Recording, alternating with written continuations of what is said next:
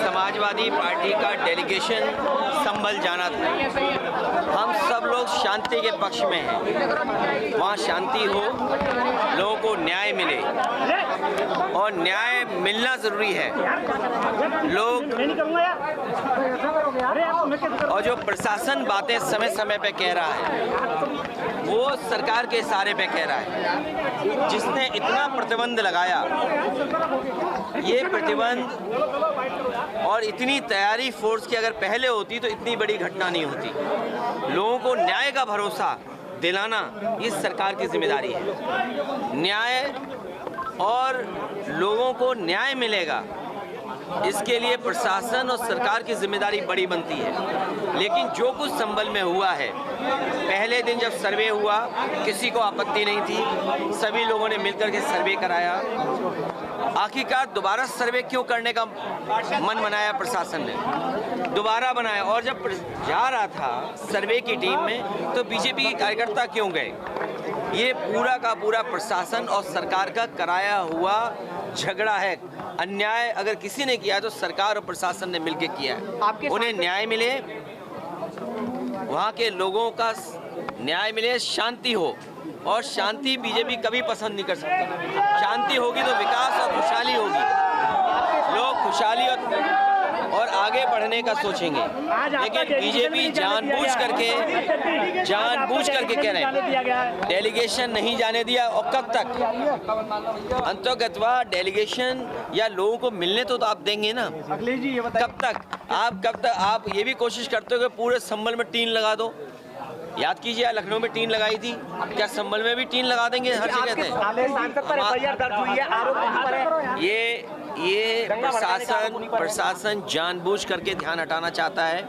जिस तरीके से उन्होंने चुनाव में बेईमानी की, आप में से जितने लोग हैं, हम और आप किसी दबाव में कुछ कह सकते हैं, लेकिन जो आपके मोबाइल ने वीडियोस बनाए हैं, आपके कैमरे में जो बातें दर्ज हो गई हैं या कैमरे ने जो रिकॉर्ड की हैं, वो तो नहीं झूठ बोलेंगे ना। किस तरीके से बेईमानी की, पूरा का पूरा वोट लूट लिया, लोगों को वोट नहीं डालने दिया। यही तो बात हम लोग कहते आए हैं कि बीजेपी की सरकार संविधान से नहीं चलना चाहती है, अपने मन विधान से चल रही है।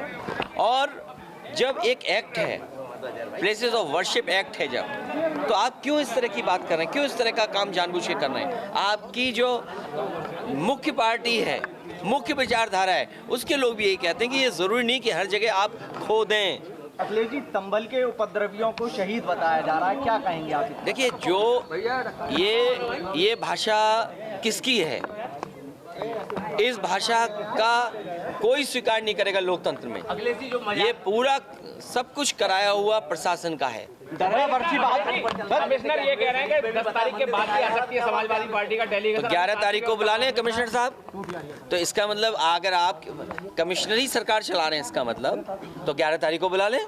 अच्छा, नहीं, अगर उनको ये लगता है कि इस तारीख तक आना ठीक नहीं है, आप जो पीड़ित हैं उन पर दबाव क्यों बना रहे हो? वो तो वीडियोस वायरल हो रहे हैं। तो सुप्रीम कम से कम इस बात को ऑब्जर्व करेगा कि कैसा दबाव बनाया जा रहा है। अजमेर की दरगाह है, अजमेर वाली दरगाह को लेकर क्या कहना चाहिए? प्लेसेस ऑफ वर्शिप एक्ट के बाद इस तरह की बात उठाना, भारतीय जनता पार्टी जानबूझ करके इस तरह का माहौल बना रही है। जितने भी लोग हैं ये सब भारतीय जनता पार्टी के समर्थित लोग हैं।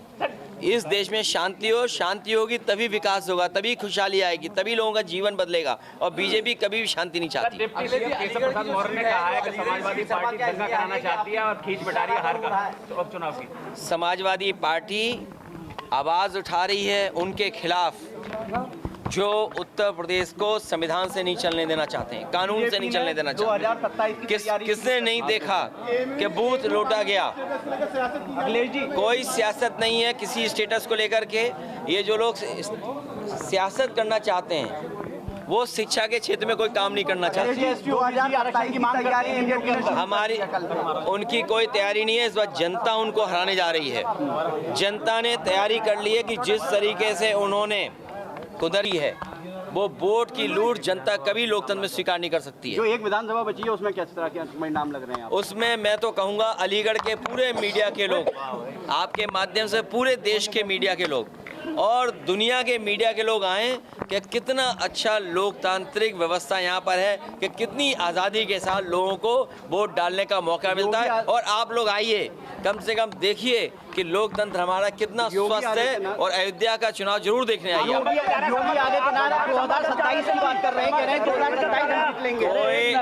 2027 की बात कर रहे हैं, 2027 जीतेंगे। ये जो बेईमानी की है, लूट की है वोट की, वो केवल अपनी कुर्सी बचाने के लिए की है। और जिस तरह से गलत तरीके से ये रोका गया है, मैं इसकी निंदा करता हूँ। हमारी मांग है, अगर जनता के साथ अगर अत्याचार होगा, जुल्म होगा, ज्यादती होगी, हत्या होगी, तो उसका उजागर कौन करेगा, उनकी मदद कौन करेगा? अगर पुलिस प्रशासन और शासन उनके खिलाफ खड़ा होगा तो विपक्ष की जिम्मेदारी बनती है कि हम लोग आकर करके उनकी मदद करें। हमारा मकसद ये था कि हम जाके उनके दुख दर्द के अंदर शरीक हो सकें, और जिस प्रकार घटना को अंजाम दिया गया है उस पर सारी उसकी रिपोर्ट लेकर के माननीय अध्यक्ष अखिलेश यादव जी को सौंप सकें। लेकिन हमें बड़ा अफसोस है कि इस टाइप की सरकार अब पुलिस प्रशासन की करतूतों पर पर्दा डालने के लिए इस टाइप की ये इलीगल काम कर रही है। यहाँ पुलिस प्रशासन ने आपसे क्या कहा, मतलब रोकते हुए? रोकने क्या, आप देख ही रहे हैं, सब आपके सामने है। कोई जवाब दें, क्यों रोक रहे हैं, क्या मतलब बनता है हमें जाने से? हम वहाँ पे अपने लोगों के दुख दर्द में शरीक होना चाहते हैं। हम सही रिपोर्ट लेना चाहते हैं कि जो लोग इसके अंदर इन्वॉल्व हैं, जिन्होंने वहाँ पर माहौल को खराब करा है, जो पुलिस प्रशासन के अधिकारी इसके जिम्मेदार हैं, उसकी एक पूरी रिपोर्ट बना करके माननीय राष्ट्रीय अध्यक्ष अखिलेश यादव जी को सौंपना चाहते हैं, जिससे कि आगे की हम कार्रवाई कर सकें। प्रशासन कह रहा है कि आपके या फिर नेताओं के वहाँ जाने से माहौल खराब हो जाएगा। आप ये बताइए, अगर नेताओं के जाने से माहौल खराब होता तो पहले सर्वे के दिन, जिस दिन 19 तारीख में हुआ था सर्वे, उस दिन मैं खुद मौजूद था और भी जनप्रतिनिधि मौजूद थे। उस दिन माहौल क्यों खराब नहीं हुआ? जुमे के दिन 22 तारीख में हम लोग खुद मौजूद थे, उस दिन माहौल क्यों खराब नहीं हुआ? माहौल खराब तब हुआ जब हम लोग वहाँ मौजूद नहीं थे। जनप्रतिनिधि होते हैं तो वो एक कड़ी होते हैं जनता के और शासन और पुलिस प्रशासन के बीच की, उनकी वही माहौल को ठीक कर सकते हैं। इन्होंने जनता के साथ जब लाठीचार्ज कर रहे हैं, गोली चला रहे हैं, तो उस टाइम हम ही लोग तो संभालते स्थिति को, तो इसलिए इन्होंने नहीं होकर के अपनी लापरवाही, नाकामी से, साजिश के तहत इस चीज को माहौल खराब किया है, और हम इसकी कड़े शब्दों में भर्त्सना करते हैं। और हम उम्मीद करते हैं अगर इस प्रकार से पुलिस प्रशासन और शासन से अगर हमें न्याय नहीं मिलेगा तो इंशाल्लाह सुप्रीम माननीय सर्वोच्च न्यायालय से हमें इंसाफ जरूर मिलेगा। एक आखिरी सवाल सर, अगर आपको आगे नहीं जाने देंगे तो आगे क्या कार्रवाई होगी, क्या रणनीति रहेगी आपकी? अब उसकी माननीय राष्ट्रीय अध्यक्ष अखिलेश यादव जी से चर्चा कर करके फिर आगे हमारी परसों से फिर सदन शुरू हो रहा है। उस सदन में जाकर के माननीय अध्यक्ष लोकसभा स्पीकर साहब से मिलेंगे कि देखिए कि किस प्रकार से हमारे संविधान की धज्जियां उड़ाई जा रही हैं और हमें वहां जाने से रोका गया। ठीक, थैंक यू सर।